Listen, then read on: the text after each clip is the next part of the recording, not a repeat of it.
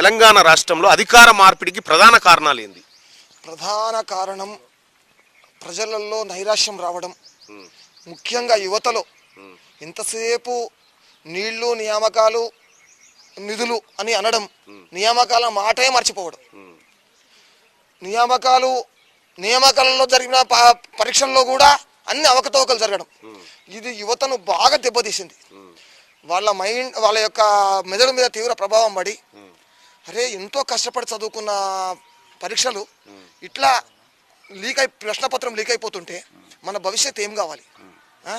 మనం తల్లిదండ్రులు రెక్కాడితే డొక్కాడని బతుకులు వాళ్ళు కూలినాలు చేసి మనం చదివిస్తుంటే, మనం ఎంతో కష్టపడి చదివితే కూడా ఆ పేపర్ లీక్ అయిపోయి ఆ యొక్క పరీక్షను వాళ్ళు రద్దు చేయడం, మళ్ళీ ఉద్యోగం వస్తుందో రాదో అనేటువంటి నైరాశ్యంలో ఆత్మహత్య చేసుకున్న వ్యక్తులు కూడా ఉన్నారు. అరే ఇటువంటి స్థితిలో మనకు ఉద్యోగం రాదు, మన తల్లిదండ్రుల ఆశలు మొత్తం ఉమ్మైపోయినాయి, నాకు ఉద్యోగం రాదని చెప్పి నిలువున ప్రాణాలు తీసుకున్న వ్యక్తులు ఉన్నారు. ఇది యువతలో బాగా ప్రభావం చూపించింది. రెండోది, ఉద్యోగ వర్గాలలో కూడా ఇంతసేపు మబ్బులలో నీళ్ళు చూపించడం, వీళ్ళు ముంతలలో నీళ్ళు వారవసుకున్నట్టు చేశారు. అయితే ఈ ఉద్యోగాల్లో కూడా మీకు ఇది ఇస్తాము అది ఇస్తాము, పే స్కేల్ ఇస్తాము, ఇది ఇస్తాము అది ఇస్తామని చెప్పి ఏడుకొచ్చిందంటే నా జీతం నాకు దండం పెడతారు. విషయం ఏంటంటే, మా నాన్న రిటైర్డ్ టీచరు, ఆయన ఇంకేం పని చేసుకోలేడు. ఆయన యాక్చువల్గా డయాబెటీస్ పేషెంట్, టీబీ పేషెంట్.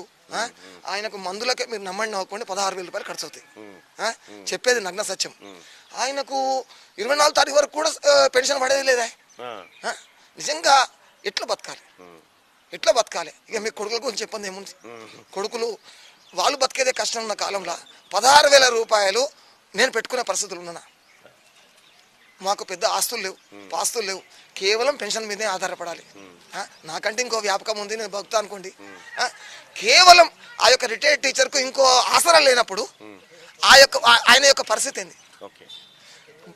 మొన్న ప్రభుత్వం దిగిపోయే సమయంలో 29 తారీఖు నాడు పెన్షన్ పడదండి. 24వ తారీఖు ఇప్పుడు ముందు చెప్పిన 29 తారీఖు నాడు పెన్షన్ పడ్డది. కేవలం పెన్షన్నే ఆసరా చేసుకొని బతికే వ్యక్తుల జీవితం ఏంది? ఇది కూడా రిటైర్డ్ ఉద్యోగస్తులలో ఉద్యోగ వర్గాల్లో కూడా ఇది ప్రధాన కారణం. ఏంటంటే సకాలంలో జీతం వేయకపోవడం. నిజానికి కూడా ఇప్పుడు మీరు ఇంత పెద్ద క్యూనోస్ నడిపిస్తున్నారు, వాళ్ళకు కెమెరామెన్లకు కానీ మీ యొక్క అనుచర వర్గానికి కానీ మా వాళ్ళకి 29వ తారీఖు జీతాలు ఇస్తారు. అనుచర వర్గానికి కానీ 29వ తారీఖు నాడు ఇచ్చినా కూడా పలానా నాడు వస్తానని నమ్మకం ఉంది వాళ్ళకు. వీళ్ళకి అట్లా కాదు కదా, ఆశతో పనిచేస్తున్నారు. మీరు ప్రతి నెలలో 29వ తారీఖు నాడు ఇస్తారు కాబట్టి 29వ తారీఖు నాడు వాళ్ళకి జీతం వస్తుంది అనేటువంటి నమ్మకం ఉంది. ఇప్పుడు ఎప్పుడు వస్తుందో తెలియదా? ఈ ప్రాణం రాకడా, వాన రాకడా, ప్రాణం పోకడా తెలియదు అన్నట్టు, ఈ జీతం రాకడా, ఈ మనిషి ప్రాణం నిలబడు తెలియకుండా అయిపోయి. చెప్పు అని ఇప్పుడు వస్తుందండి, ఇప్పుడు బరాబర్ వస్తుంది. మీరు నమ్మండి నమ్మకపోండి, నేను కాంగ్రెస్ సపోర్టర్ని కాదు. ప్రతి మొదటి వారంలో పెన్షన్ పడుతుంది. ప్రతి మొదటి వారంలో పెన్షన్ పడుతుంది. మీకు కావాలంటే నేను బ్యాంక్ స్టేట్మెంట్ చూపిస్తాను. ఓకే, మంచిది. ఇప్పుడు మేము అనేది ఏంటంటే, తెలంగాణ ప్రభుత్వం ఉన్నప్పుడే ఇప్పుడు వాస్తవానికి మాదాపూర్లో నీళ్లు ఉండకపోయింది. నేను సర్పంచ్ చేసిన కదా, మబ్బుల 3 గంటలకు లేచి నల్గొండకి వెళ్ళిపోవాలి, లేకుంటే బిందెలు పట్టుకుని ఇంటికి గడికి వచ్చేది.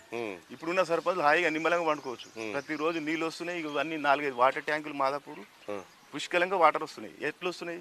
ఈ నిధులు నియామకం అన్ని చేస్తేనే కదా.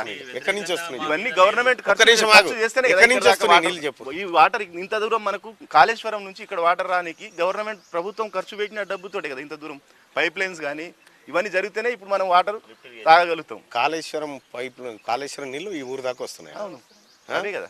ఏడా ఇప్పుడు మనం తాగే మిషన్ భగీరథ వాటర్ అదే. ఎవరు చెప్పారు? నేనే చెప్తున్నా. ఎవరు చెప్పింది? అట్లేం లేదు అన్నట్టు అట్లేం లేదు.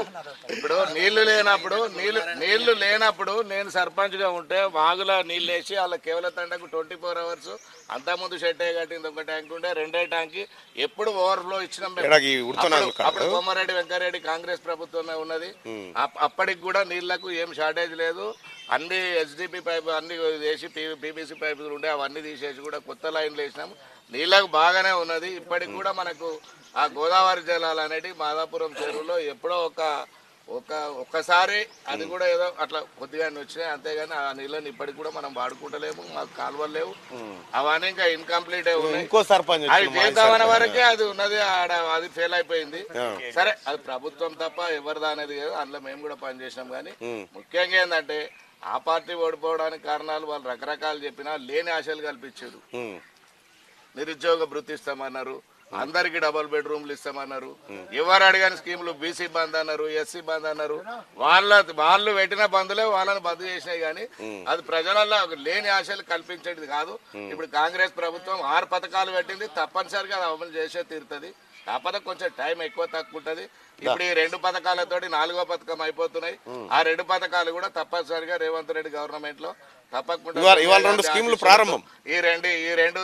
ఆ రెండు పథకాలు రుణమాఫీ అవి కూడా కంపల్సరీ చేస్తారు.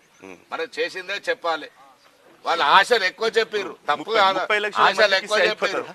ఈ స్టేట్ మొత్తం 90 లక్షల చిల్లర రేషన్ కార్డులు ఉంటే రేపు ఇవాళ ఇవ్వబోయేది 94 లక్షల రేషన్ కార్డులు ఉంటే ఇప్పుడు 30 లక్షల మందికి ఇస్తున్నారు. మిగతా ఊకుంటారా? వాళ్ళతో ఎలిజిబుల్ ఎవరు ఉంటే వాళ్ళకి ఇస్తారు. ఎలిజిబుల్ ఉన్న రేషన్ కార్డు ఉన్న వాళ్ళు అందరూ ఎలిజిబులే కదా. వైట్ రేషన్ కార్డు ఉన్న వాళ్ళు బిలో ప్రావర్టీ ఉన్న వాళ్ళకే ఇక్కడ చెప్పిండుగా ముఖ్యమంత్రి గారు ఏమంటాడు, ఏది రేషన్ కార్డులు ఉన్న వాళ్ళకు ఇస్తామని చెప్తా ఉన్నాడు. తెల్ల రేషన్ కార్డులు ఇస్తాం, కార్డులు ఉన్నవా రేషన్ కార్డు తెల్ల రేషన్ కార్డు ఉన్న వాళ్ళు అర్హులు అని చెప్పి క్యూ న్యూస్ ద్వారా నేనేం చెప్తున్నా అంటే 94 లక్షల మంది అందరికి ఇవ్వాలని కోరుతున్నాం. ఇస్తే మంచిది, స్వాగతిస్తున్నాం. ఇంకోటి 5,500 రూపాయలు ఇస్తున్నారు కదా, అది 500 తీసుకోండి ఇక్కడ సిలిండర్ దగ్గర. అది మేము సబ్సిడీ మేము అకౌంట్లు ఇస్తామంటే ఇంతవరకు ఉన్న ప్రభుత్వాలు వేయలే అకౌంట్ల.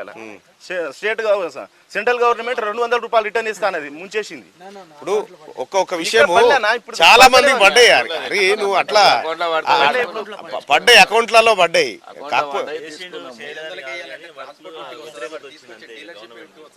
చెప్పారు కదా మీరు చెప్పారు కాబట్టి ఇవ్వాలంటున్నాం మేము. నేనేమంటున్నా,